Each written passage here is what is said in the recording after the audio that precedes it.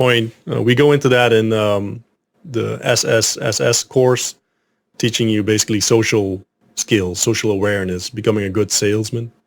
But Tate is an absolute master salesman. I've met him a couple times in real life. He's also a very pleasant, polite, humble human being, even though a lot of you think that, he just goes around screaming at everyone, beating people up. That's not what he does. But it's interesting. Like the best salespeople that I know, the most convincing people that I know, are polite, friendly, excellent at sales. And this is something that you have to embrace and have to understand. Like I see plenty of people in the rooms also saying, I don't get along with the normies. I can't stand talking to them. Well, you're going to be surrounded by them anyway. Might as well, teach yourself to be good with them. And one of the things that we're going to see in this video is that it can actually make you a shitload of money if you put away your pride for a second and actually make sure that you get along with people. So without being a cunt or an asshole. I guarantee you have a 15-year-old niece, nephew, cousin, brother, whoever, who knows more about computers than you do. I guarantee there's a 15-year-old out there with nothing better to do who knows more about Photoshop than you do right now. His stupid ass needs a job.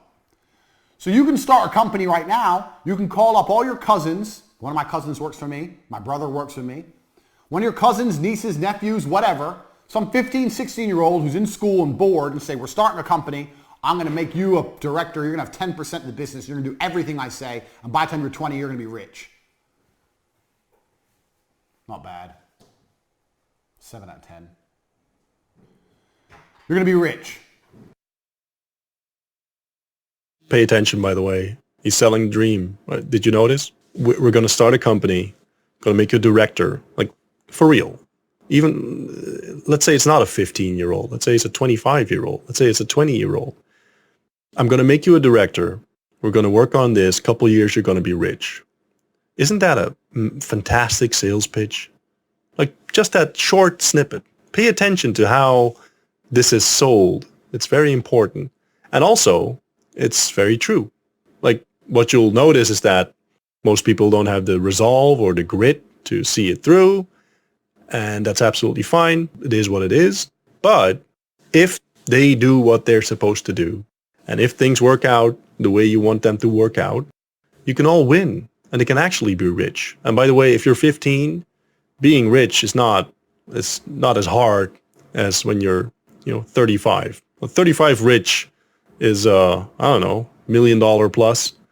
15 rich is $100 or something. I didn't have $100 when I was 15. That's awesome. If he won't listen to you, well then I don't know. If you can't tell a 15-year-old to do, then you're a dickhead. But me, I always have people I can call on. There must be younger people. You don't need some old person. You need young people. And the reason for this is because young people have nothing to lose. If you hire a 30-year-old man, he has to pay his rent. He hasn't got time to waste. He has rent to pay. He has a car payment to pay, whatever. A 15-year-old, he has nothing. He only doesn't play video games. So if the business fails, who cares? He has nothing to lose. So why don't you utilize him? You must have friends or family members who are young enough in a position that they have time to waste. Don't hire people who can't afford to not pay their rent. Hire people who live for free. If you have friends and they have a kid, go to your friends and say, your kid's 15, he's good with computers. Yeah, I'm thinking of starting a company. I'm thinking of letting him work with me for free at the beginning, see if he's good, and if he's good, I'll start paying him. They'll love that. They'll love the idea of their son or daughter getting some enterprising work. Yeah, good idea. What's the business name? Bang! There are effectively free workers everywhere. It's right. And also, again, he's talked about how he's selling it to the 15-year-old. The selling to the parents is very different. I hope you noticed that as well. He's selling it to the parents in this case as, basically he's finally going to do something useful. So I want to involve him. I want to show him the ropes. I want to teach him how to do this. And, that's, it's an aspiring thing. Like every parent, especially when they hit puberty, trust me, wants their kids to do actually something worthwhile, actually get out of their smelly room or basement and go out in the real world, make something of themselves. And if you're a person in good standing, which I hope you are, they'll love the idea of you asking them to, or asking their kid to help in the business. But it's sold differently. Notice that. You always sell to what drives and what motivates people. Very important point. And if they're not free, they're extremely cheap. And they're everywhere. You just don't utilize them. So now, let's think of you own a website business. I don't fucking know website business. Let's say you don't know, like you're me. I don't know anything about building websites. You want to start a website company.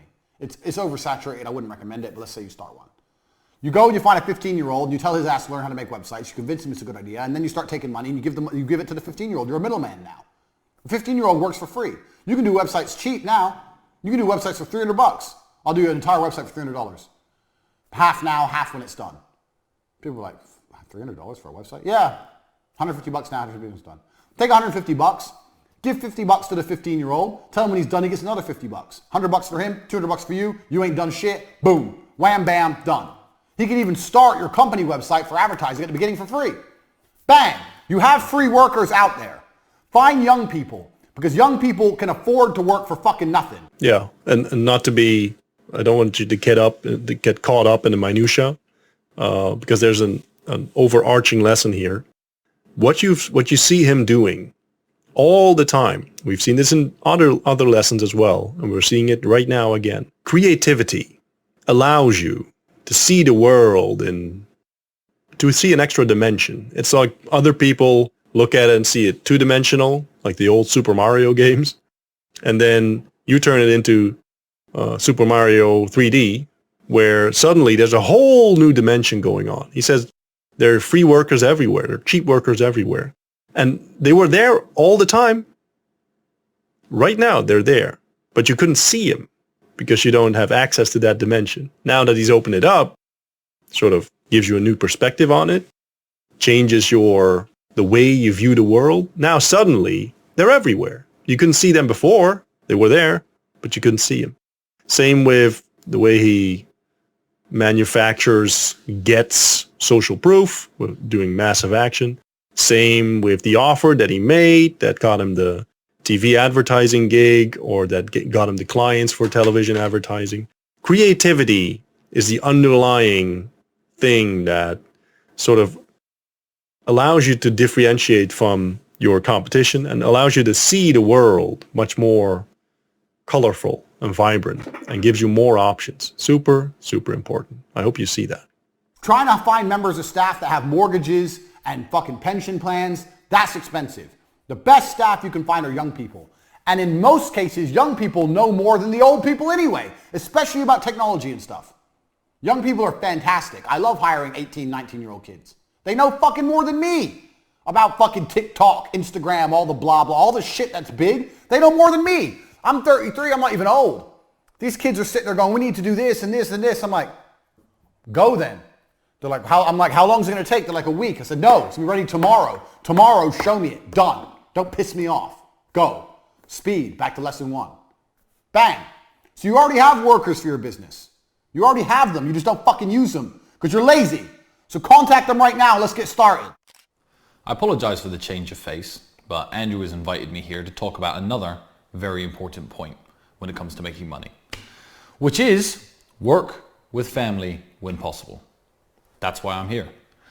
Now, it's very easy for people like me and Andrew to tell you to work just with family members because we're two brothers and we're exceptionally close, but we actually learned this from other people. Me and Andrew have always been best friends, but we used to fight and argue when we were growing up, and when we were 16, 17, we worked in completely different, let's call it fields. I mean, we worked different jobs. We weren't actively putting our resources together and trying to make money. We had some friends who were Pakistani guys from the United Kingdom, and they taught us a very important lesson. One of our friends, I won't say his name, but he had a Ferrari and he used to drive it around our hometown. And we were very impressed, and we said, well, how do you have this Ferrari? Because he was only a lawyer, a junior lawyer, making maybe £50,000 a year. A good income, but not a Ferrari income.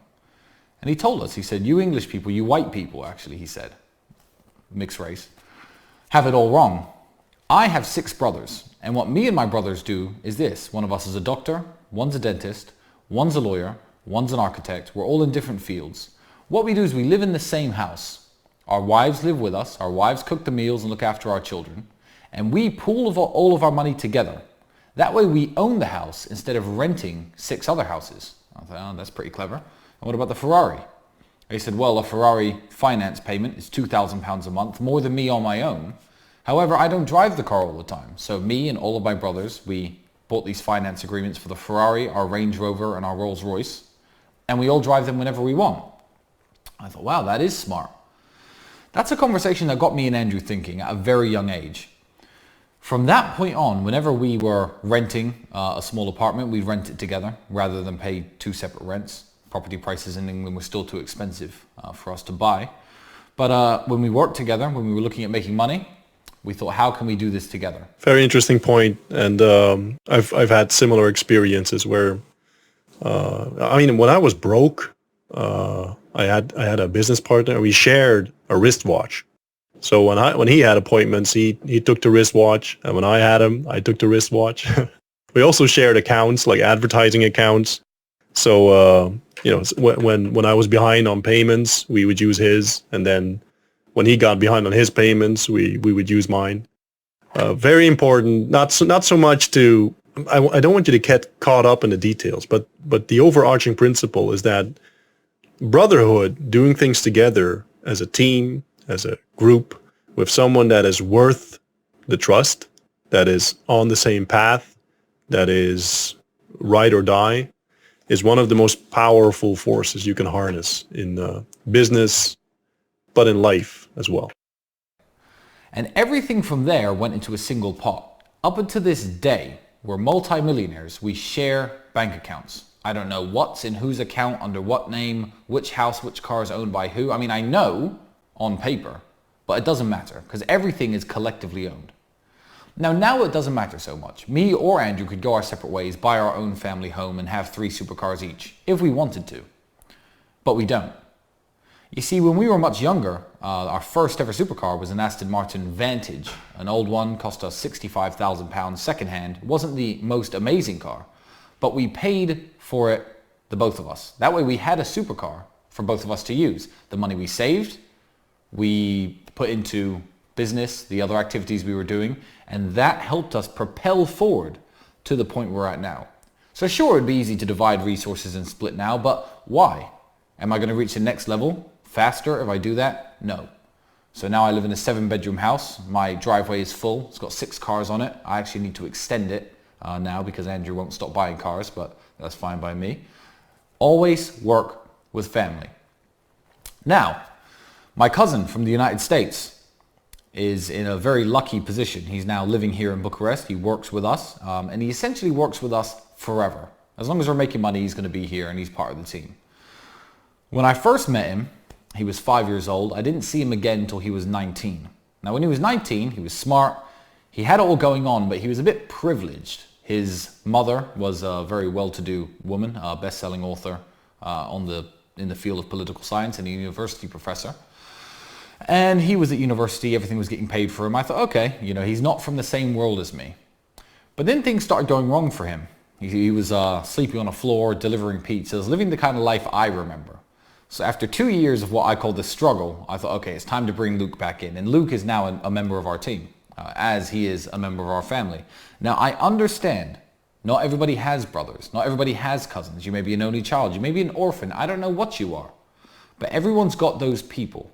Those people that are so valuable to you that you wouldn't stab them in the back for $1 billion and 1,000 women. Those are the people you want to work with. As long as you are sure that they share your sentiments, those are the people you want to team up with. Pool your resources, live in the same house. If you're broke, if you're both working dead-end jobs, rent one room together if need be. If you're good friends, if you meet a woman, tell them to take a walk for an hour and come back. That is one of the keys to mine and Andrew's success. Yeah, absolutely solid lesson right there. The subject is obviously work with friends, family, work with people that are, that are cheap to pay, not cheap people themselves. But what's actually more interesting as a principle to extract from what's being told now is the creativity aspect, where if you are smart enough to seek out